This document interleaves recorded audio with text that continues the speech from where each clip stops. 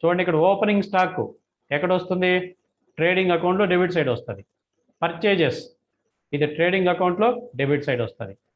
Return inwards అంటే sales returns trading అకౌంట్లో credit side దీన్ని తీసివేయాలి, గుర్తుపెట్టుకోండి. సో అది క్యారేజ్ ఇన్వర్డ్స్. సో ఈ పాయింట్ అయిపోయింది. ఓపెనింగ్ స్టాక్ ట్రేడింగ్ అకౌంట్లో డెబిట్ సైడ్ వస్తుందని చెప్పినాను. పర్చేజెస్ కూడా ట్రేడింగ్ అకౌంట్లో డెబిట్ సైడ్ వస్తుందని చెప్పిన. రిటర్న్ ఇన్వర్డ్స్ ఇది వచ్చేసి ట్రేడింగ్ అకౌంట్లో క్రెడిట్ సైడ్ లెస్ చేస్తాము సేల్స్ నుంచి, రైట్. తర్వాత క్యారేజ్ ఇన్వర్డ్స్ ఇది కూడా ట్రేడింగ్ అకౌంట్లోనే వస్తుంది. జనరల్ ఎక్స్పెన్సెస్ ఇది ప్రాఫిట్ అండ్ లాస్ అకౌంట్లో డెబిట్ సైడ్ వస్తుంది. ఇన్సూరెన్స్ ఇది ప్రాఫిట్ అండ్ లాస్ అకౌంట్లో డెబిట్. స్కూటర్ ఎక్స్పెన్సెస్ ఇది కూడా ప్రాఫిట్ అండ్ లాస్ అకౌంట్లో డెబిట్ సైడే వస్తుంది. శాలరీ ఇది కూడా ప్రాఫిట్ అండ్ లాస్ అకౌంట్లో డెబిట్ సైడ్ వస్తుంది.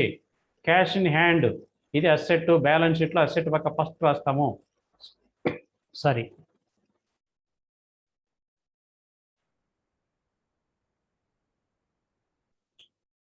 స్కూటర్ అనేది అసెట్, ఫిక్స్డ్ అసెట్, బ్యాలెన్స్ షీట్లో అసెట్ పక్క వస్తుంది. ఫర్నిచర్ ఇది కూడా బ్యాలెన్స్ షీట్లో అసెట్టే, ఫిక్స్డ్ అసెట్. బిల్డింగ్ ఇది కూడా బ్యాలెన్స్ షీట్లో ఫిక్స్డ్ అసెట్ సైడ్. డెటార్స్ ఇది కూడా బ్యాలెన్స్ షీట్లో అసెట్, కరెంట్ అసెట్స్లో వస్తుంది. వేజెస్ ట్రేడింగ్ అకౌంట్లో డెబిట్ సైడ్ వస్తుంది. సో ఇవన్నీ డెబిట్ సైడ్ ఉండేవి ఎక్కడెక్కడ వస్తాయంటే ట్రేడింగ్ అకౌంట్లో డెబిట్ సైడ్ అయినా వస్తాయి, లేదంటే ప్రాఫిట్ అండ్ లాస్ అకౌంట్లో డెబిట్ సైడ్ అయినా వస్తాయి, బ్యాలెన్స్ షీట్లో అసెట్ పక్క అయినా వస్తాయి. అది డెబిట్ సైడ్ ఉండే బ్యాలెన్సెస్.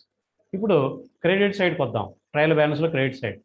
సేల్స్ ట్రేడింగ్ అకౌంట్లో క్రెడిట్ సైడ్ రాస్తాం. రిటర్న్స్ అవుట్వర్డ్స్ పర్చేజెస్ నుంచి లెస్ చేస్తాం డెబిట్ సైడ్ ట్రేడింగ్ అకౌంట్లో. డిస్కౌంట్ ఇది ప్రాఫిట్ అండ్ లాస్ అకౌంట్లో క్రెడిట్.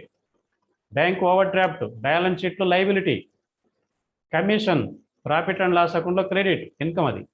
క్రెడిటార్స్ బ్యాలెన్స్ షీట్లో లైబిలిటీ. క్యాపిటల్ బ్యాలెన్స్ షీట్లో లైబిలిటీ సైడ్ చివరిలో చూపిస్తాం. సో ఇవి ట్రయల్ బ్యాలెన్స్లో ఉన్న ఐటమ్స్ మనకి. ఇప్పుడు అడ్జస్ట్మెంట్స్కి వద్దాం.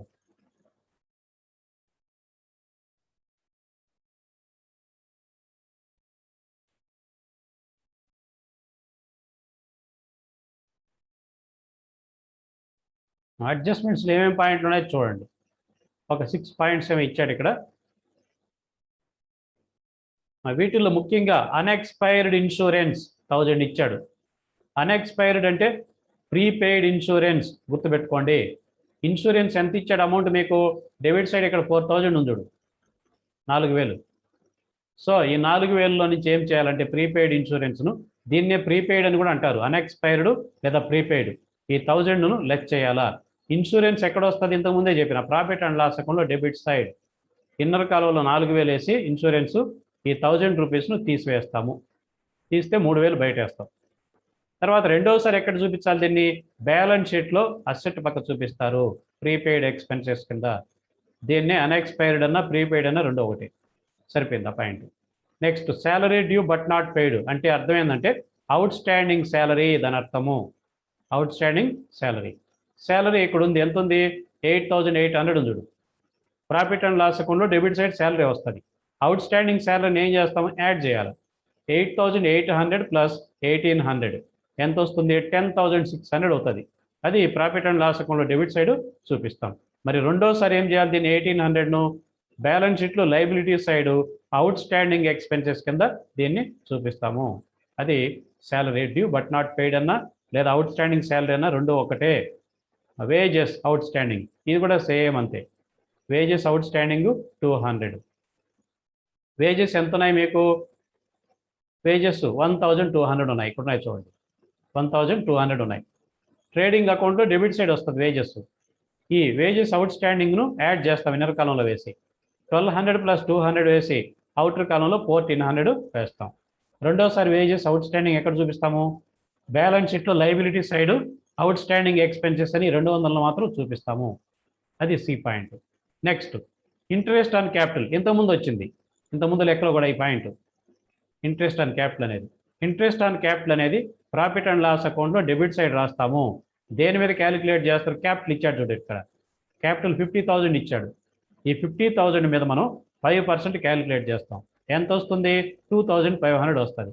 ప్రాఫిట్ అండ్ లాస్ అకౌంట్లో debit side to interest, sorry ఇది కదా, టు ఇంట్రెస్ట్ ఆన్ క్యాపిటల్ అని రాసి 2500 అనేది చూపిస్తాం. తర్వాత బ్యాలెన్స్ షీట్లో ఏం చేస్తాము, లయబిలిటీ సైడ్ క్యాపిటల్కి ఆ 2500ను యాడ్ చేస్తాము. అది గుర్తుపెట్టుకోండి, అది ఇంట్రెస్ట్ ఆన్ క్యాపిటల్. తర్వాత scooter is depreciated at 5%. Scooter is depreciated. ఇంతకుముందు ఏదో స్కూటర్కి సంబంధించిన ఒక పాయింట్ ఉంది ట్రయల్ బ్యాలెన్స్లో, స్కూటర్ ఎక్స్పెన్సెస్. ఇది ట్రయల్ బ్యాలెన్స్లో ఇచ్చినాడు కాబట్టి ఒకేసారి అంతే. ఎక్కడొస్తుంది, ప్రాఫిట్ అండ్ లాస్ అకౌంట్లో. ఇంక దీనికి మళ్ళీ రాయకూడదు. స్కూటర్ ఎక్స్పెన్సెస్ అనేది ట్రయల్ బ్యాలెన్స్లో ఇచ్చాడు కాబట్టి ప్రాఫిట్ అండ్ లాస్ అకౌంట్లో డెబిట్ సైడ్ ఒక్కసారే, ట్రయల్ బ్యాలెన్స్లో కాబట్టి అది అయిపోయింది. ఇక్కడ స్కూటర్ ఈజ్ డిప్రిసియేటెడ్ అట్ 5% అన్నాడు, ఇది 2 సార్లు వస్తుంది. ప్రాఫిట్ అండ్ లాస్ అకౌంట్లో డెబిట్ సైడ్ చూపిస్తాం డిప్రిసియేషన్ ఆన్ స్కూటర్ అని. స్కూటర్ వాల్యూ ఎంత ఉంది మీకు ఇచ్చుంటాడు, ఇక్కడ ఇచ్చాడు 8000, 8000 ఇక్కడ ఉంది చూడు. స్కూటర్ వచ్చేసి 8000 దాని వాల్యూ. దాని మీద 5% డిప్రిసియేషన్ క్యాలిక్యులేట్ చేస్తే 400 వస్తుంది.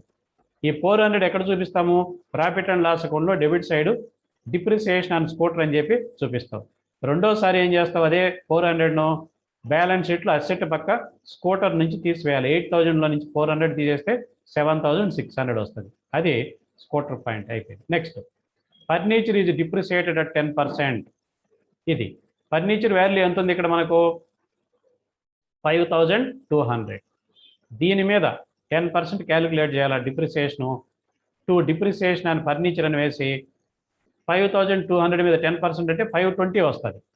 సో ప్రాఫిట్ అండ్ లాస్ అకౌంట్లో డెబిట్ సైడ్ వేస్తాం 520. రెండోసారి ఏం చేస్తాం, బ్యాలెన్స్ షీట్లో అసెట్ పక్క ఫర్నిచర్ నుంచి ఆ 520 తీసేసి చూపిస్తాం. సో అది అడ్జస్ట్మెంట్స్ పాయింట్. సో మీకు ఇప్పటికీ అన్ని పాయింట్లు అర్థమైనాయి. ఇది కూడా సింపుల్గానే ఉంది ప్రాబ్లం, కాబట్టి దీన్ని మీరు చేయండి. ఇది మొట్టమొదటి లెక్క కావాలి మీరు సొంతంగా చేసేది, ప్రాక్టీస్ చేసేది. దీన్ని కానీ చేయగలిగారంటే మీకు లెక్కలు బాగా వచ్చు అని అర్థం. సో ఆ విధంగా మనం ప్రయత్నం చేయాలి. ఫార్మేట్ చదవండి, మీకు అర్థం కానట్టే ఉంటుంది. 1-2 సార్లు మళ్ళీ ఫార్మేట్ చదవండి, పాయింట్లోకి రండి. ఒక పాయింట్ చూశాక ఇది ఎక్కడొస్తుంది అనుకోండి, అనుకుంటా పోండి. ఎక్కడైతే మీకు తెలియదో పాయింట్, ఆ పాయింట్ దగ్గర ఆగండి, అప్పుడు నోట్స్ రెఫర్ చేసుకోండి. ఇప్పుడు ఇమీడియట్గా లెక్క చూస్తారు. సపోజ్ క్యారేజ్ ఇన్వర్డ్స్ గుర్తులేదు, ఒకసారి ఓపెన్ చేసి చూడండి నోట్బుక్ ఎక్కడొచ్చేది చూసి మళ్ళీ గుర్తు పెట్టుకుంటారు. జనరల్ ఎక్స్పెన్సెస్ ఇది ఎక్కడ వస్తుంది తెలియదు, నోట్బుక్ ఒకసారి చూడండి. ఇన్సూరెన్స్ ఎక్కడొచ్చేది తెలియదు, నోట్బుక్ చూడండి. తెలిసినాటి గుర్తుపెట్టుకోండి, తెలియనాటి నోట్బుక్ చూస్తూ లెక్క చేయండి. 1-2 సార్లు అలా చూసారంటే మూడోసారి అది గుర్తుండిపోతుంది. మళ్ళీ మీరు బుక్ చూడకనే లెక్క చేస్తారు, ఏది ఎక్కడ వచ్చేది తెలుస్తుంది. Okay right. సో ఈ లెక్కతో మనం ఈ సెషను క్లోజ్ చేద్దాం. దానికన్నా ముందుగా మీకు ఏదైనా డౌట్ ఉంటే రేజ్ చేయండి, మాట్లాడతాం.